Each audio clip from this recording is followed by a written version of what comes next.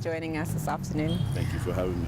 Your first question is that the ICC has been accused of targeting Africa, and of course now they've just opened an investigation in Burundi. Do you think this new investigation will add fuel to those accusations? Not really. I think it was to be expected that at some stage the Burundi situation will come before the court, and there are no surprises there. In relation to whether or not African states have been rightly or wrongly targeted, I think that's not terribly fair. African countries have been very supportive of the ICC right from its inception. In fact, prior to its inception, I recall that the South African delegation to the PrepCom of the Rome Statute actually had two conferences in Pretoria, preparatory to the adoption of the Rome Statute. Likewise, Senegal in 1998, I think it was. And basically, there have been 4 referrals from African countries themselves. 2 have been by the Security Council, Sudan and Libya, and 2 others have been at the instance of the prosecutor. So I don't think it's actually terribly fair to say that African countries have been wrongly targeted. Okay.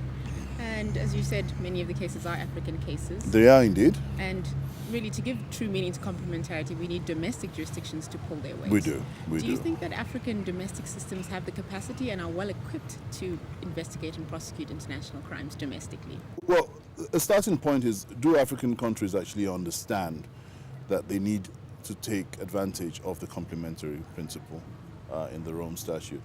I think the ICC itself has so many limitations that African countries should position themselves to take advantage of that principle. But having said that, there are quite a few obstacles that African countries have to overcome before they can actually actively prosecute international crimes, beyond the fact that the legal obstacle of ratifying and adopting, domesticating rather, the Rome Statute itself. But there are practical difficulties in terms of the funding that is required, the capacity of judges and prosecutors to be able to effectively prosecute these crimes. And these crimes, these prosecutions are not by any means cheap.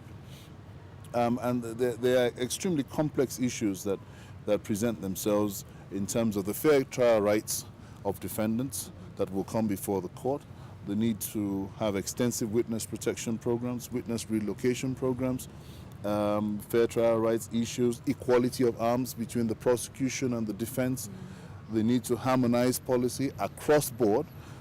So there are quite a few obstacles that have to be overcome before African countries will be best positioned to be able to take on such a huge challenge of prosecuting international crimes. But they're not insurmountable, by the way. They're not insurmountable. Uganda has clearly done it. It's a case in point that there's an international crimes chamber within the judicial structure in Uganda. We haven't been terribly successful in the case of Nigeria, but we're hopeful that at some stage the ICC bill will eventually become domesticated in my jurisdiction. 2017 could see the activation of the crime of aggression. Do you think that this is a crime that resonates with African states?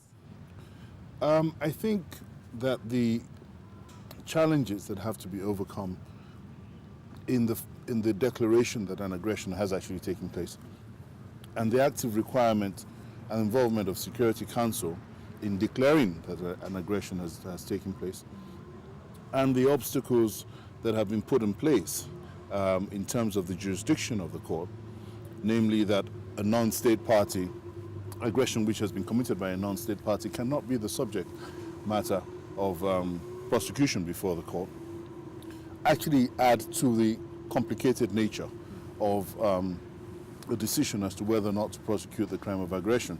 This clearly has been put in place to ensure some sort of check and balance, and so that the prosecutorial authority will not be abused. And I think that it wouldn't terribly pose a problem for African countries, as that will be unique from any other member state of the